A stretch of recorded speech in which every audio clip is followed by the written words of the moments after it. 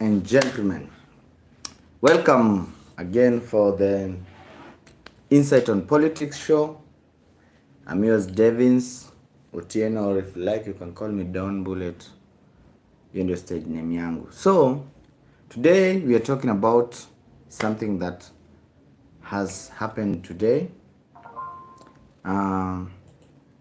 DP Ruto and his UDA team has written to the DPP Nurdin Haji, telling him that he should prosecute 5 cabinet secretaries who have openly supported Azimio la Umoja flag bearer Raila Amolo Odinga. Now, what people don't understand is that there are organs and there are things that Ruto openly said that he was controlling in Kenya. One of them was the judiciary, and another one was the prosecution, the prosecution, the DPP office. Another one was what? Okay, I think those were the things that he openly said that he was controlling, and he used to brag about it. So today, he has wrote to the DPP that the CSS have openly supported Raila Amolo Odinga, and so they should be prosecuted. Now, Nurdin Haji, or rather the CSS, have replied to Ruto claims, saying that they have their political right to support whoever person they want, whether in office or out of office. We can remember in 2017, Ruto was in government. After 2013, in the 2017 election, Ruto came in as a sitting deputy president. We had Karanja Kibicho then. We had CS Wamalwa then. We had Sicily Kariuki then. But Ruto did not talk about the CSS being involved in politics because he was the person that was being supported. Right now, he has said, and he has wrote to yesterday after he met the EU, the European Union, he has said directly that he wants the DPP to prosecute those CSS. Now it's up to the DPP to see whether he will follow what DP Ruto and the UDA brigades are saying, or he will stand firm and defend his constitutional right and listen to the CSS and defend their rights. Because if it was a wrong thing to support, I know constitutionally you should not support, you should not be engaged in politics while you are in office. A public servant should not be engaged in politics. But what happened in 2017 was the same thing that is happening right now. But nobody talked about it. Nobody even came to say, oh, this person was being involved in this kind of campaigns. We remember they openly campaigned for Uhuru Muigai Kenyatta and William Samoei Ruto. What's different this time round? 2 months ago, we saw the DPP and the DCI, the Director of Criminal Investigation and the Director of Public Prosecution, clash live on social media and in front of Kenyans, because the DCI was claiming that he had forwarded the files to the DPP, that the DPP was not acting according to his office, the mandates of his office, because he should prosecute. And the DPP came and said that the files had no evidence. Now, we have two big organs in the government fighting each other because of politics. Where is our country headed to? Where is our country headed to? How safe are we? How safe are we when the director of criminal investigation is supporting the president and the director of public prosecution is supporting his deputy? Where are we headed? Are we going to go the South Sudan way? Are we going to go the Somali way? And are we going to have fight in Kenya? You know, the presidency is a national symbol of unity. So when the presidency clash, I'm talking of the deputy and the president and his deputy. When they clash, we must have very tough times. Because remember, the National Secret Service, the NSI, National Intelligence Service, they report to the president, and after briefing the president, the same information they give the deputy president.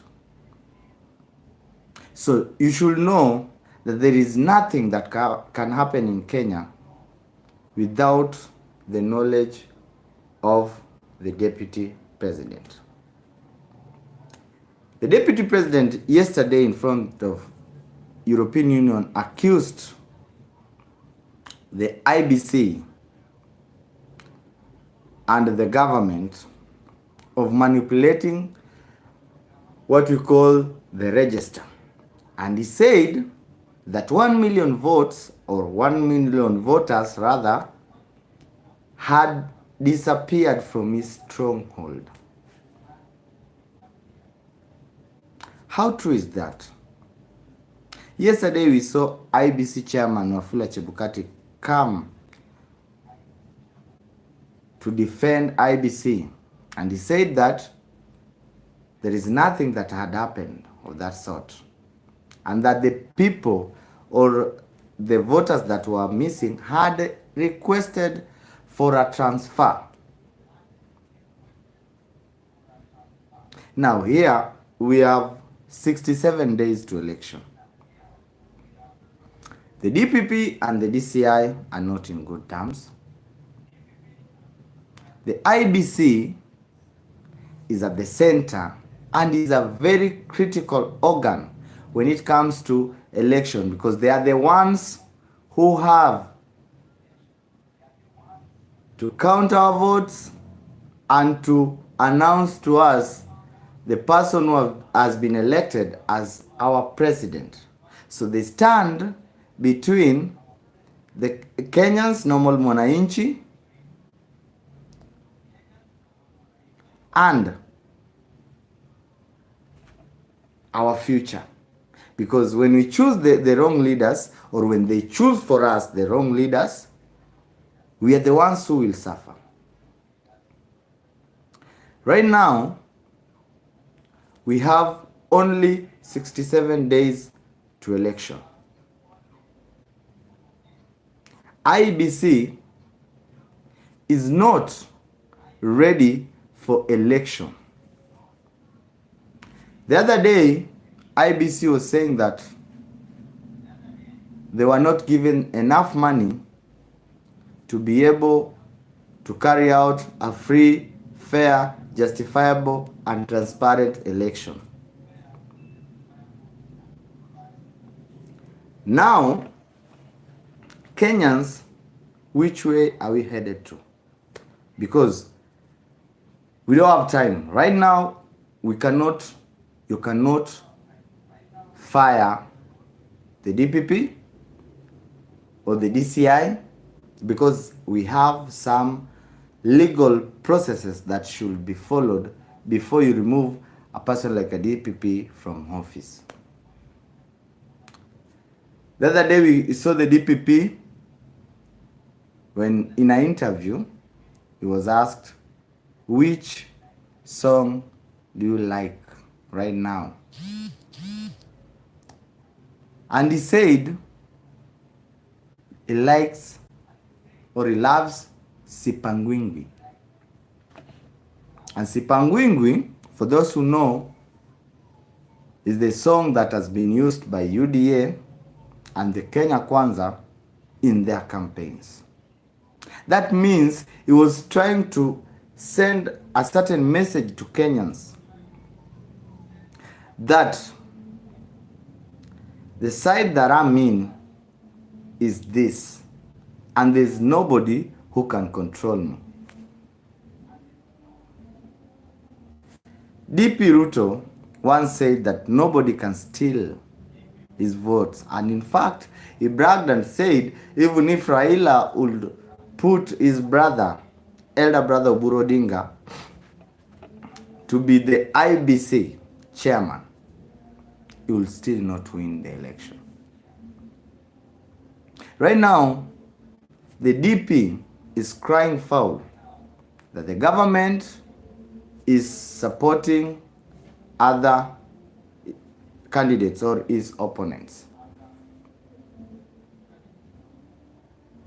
Kenyans are stuck in the middle because for us to have a smooth transition of power, we must have all the organs of the government functioning and smoothly functioning. The problem is that right now the executive and the judiciary are not in good terms. The speakers of all the parliaments, the parliament and the senate, the speaker of all the houses are in Kenya Kwanza.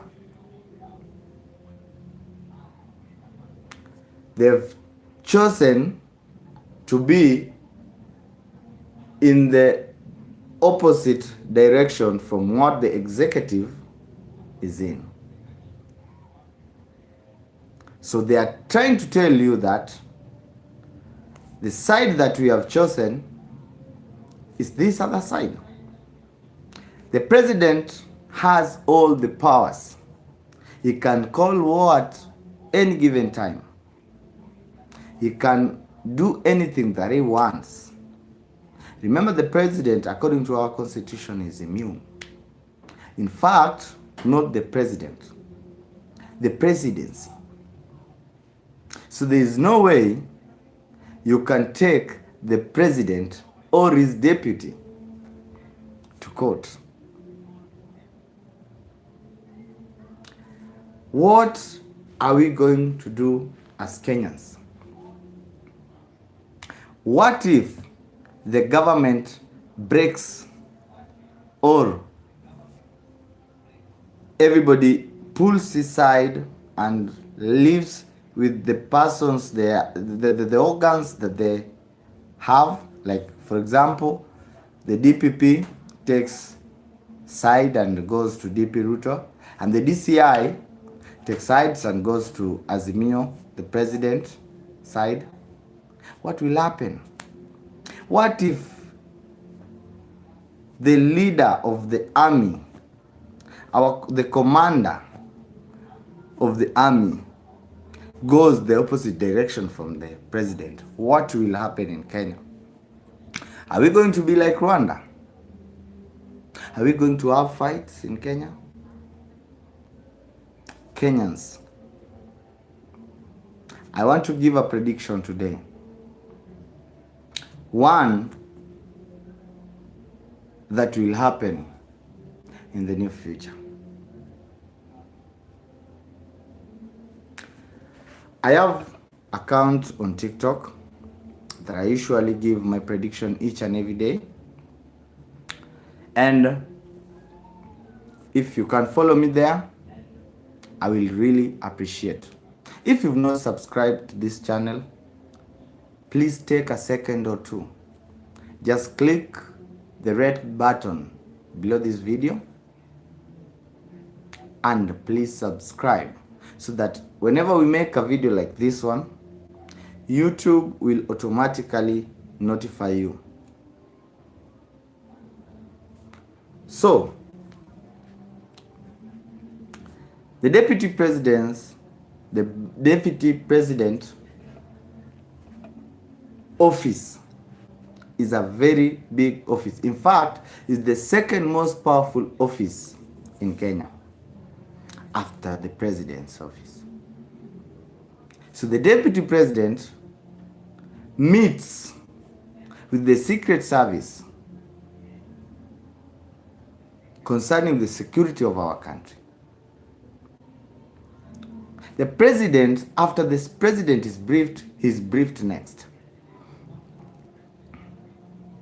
But now, him and the president are not in good terms.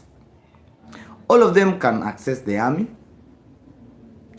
All of them can access the police commander or the inspector general.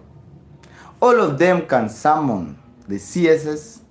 In fact, there are some things that are being chaired by the deputy president. For example, the IBEC.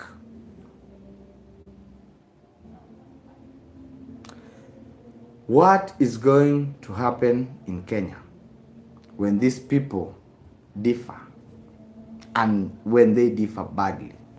If we were in the previous constitution, it was easy. What presidents used to do, they will chase their vices. The vice president will be chased or will be fired from job. But in this constitution, Ruto is not a vice president. Ruto is a deputy president.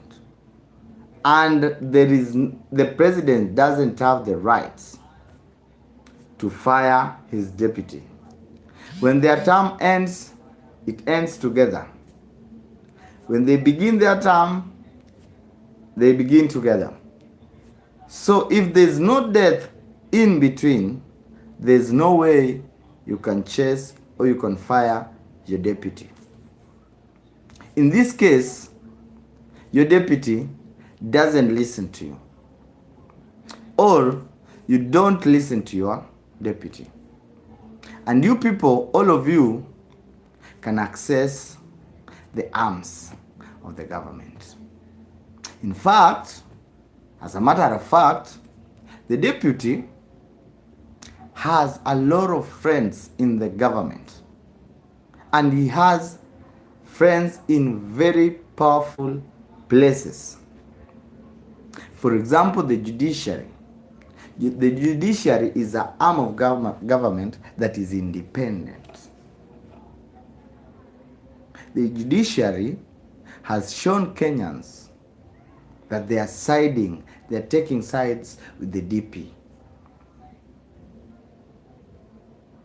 Recently, the president initiated what we call the Building Bridges Initiative. And the courts tried to tell him that he had no right to bring the BBI because he was a sitting president. So they nullified the decision of the president. They did away with the BBI and so many things, from the law courts to the Supreme Courts.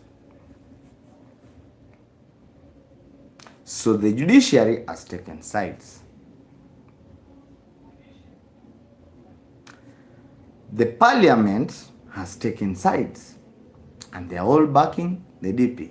We saw the president or the speaker of the parliament, Justin Muturi, signing a coalition deal with the Kenya Kwanza, which are allied to Deputy President William Samoei Ruto. Then days later, Ken Lusaka, the Speaker of the Senate, also signed a contract with the same coalition.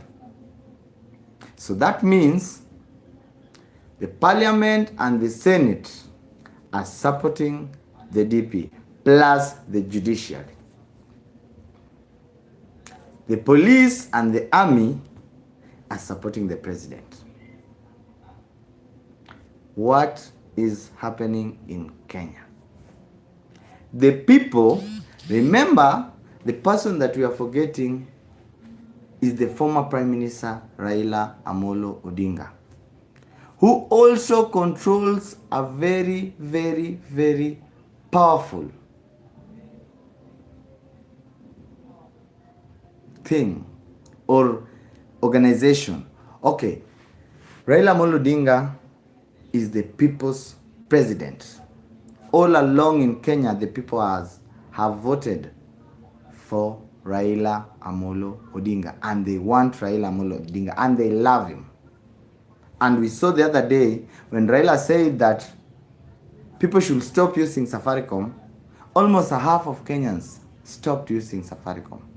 When he said that people should not drink Tuzo milk, almost a half of Kenyans stopped. So this person can sabotage the economy. Now, this person with the people that are backing him up are with the president, the army, and the police. The deputy is with the parliament, the judiciary, and he has money. You know, when they were creating the Ruto government, the government was split into two. Now, this is what happened. Ruto was given very, very critical ministries in the country. For example, he was given finance. So, during that time, maybe he took enough money to help him campaign or to buy anything that he wants in this country. Now, we want to add money as a factor or as one of the things that Ruto also has as a deputy president. Now, he has the judiciary, he has the parliament, and he has money.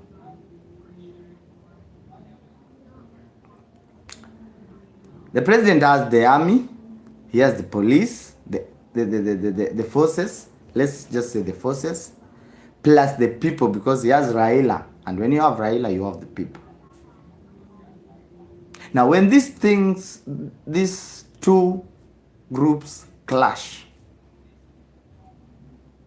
one is holding all the legal things or the affairs that can happen in a country, like you cannot pass anything through judiciary, you cannot go to parliament to change or to pass any government agenda, you cannot do anything.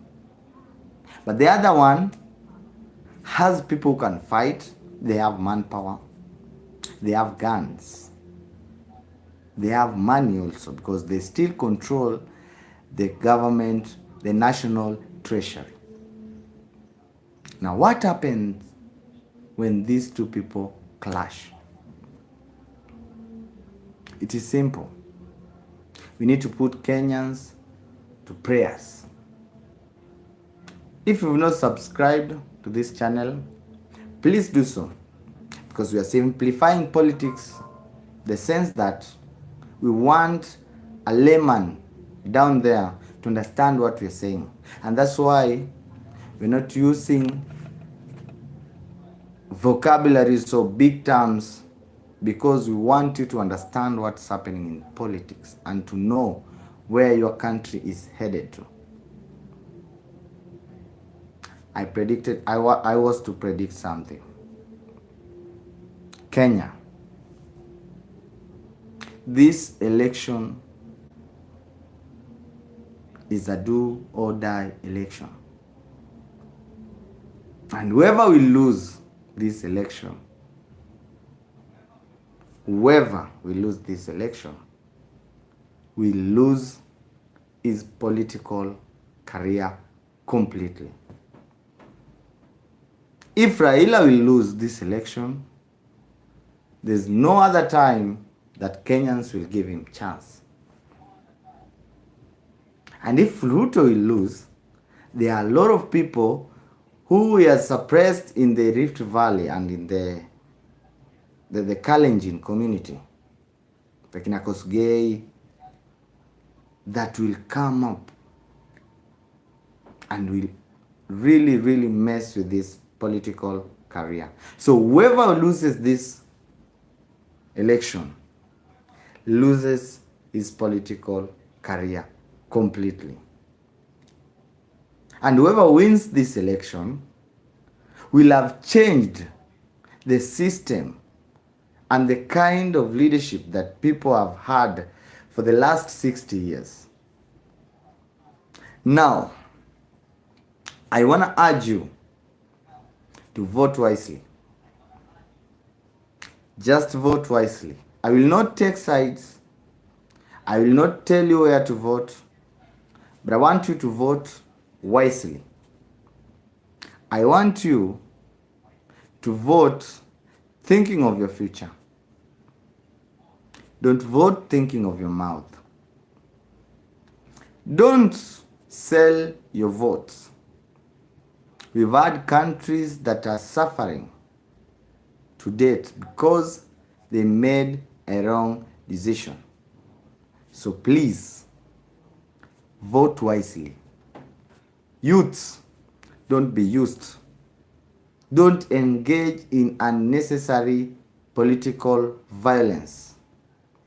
Nobody will come to help your mother or your father once you are dead. You are the person who are raised, you are taken to school, and according to our culture, African culture, we have what we call the law of compensation, whereby you should help your parents back after you've started working or you've gained the enough knowledge to even start your own business, because they are old by the time you are an adult. So please, one more time, if you've not subscribed to this channel, please do so. And for the youths, think wisely. We are going to have a clash at the top power of our country. Don't take sides. Vote wisely, and may God bless you. May God bless the Republic of Kenya, and may we protect our country from unnecessary violence. Thank you one more time. I've been your host for Insight on Politics. I'll go by Don Bullet, or if you like, my ID names are Devins Otieno Akula. Thank you till next time. Bye. If you've not subscribed, please, I remind you, take a second or two, do so. Subscribe so that whenever I make a video like this one, YouTube will notify you automatically. So good night. Have a blessed night. Let's meet again tomorrow. Let's discuss.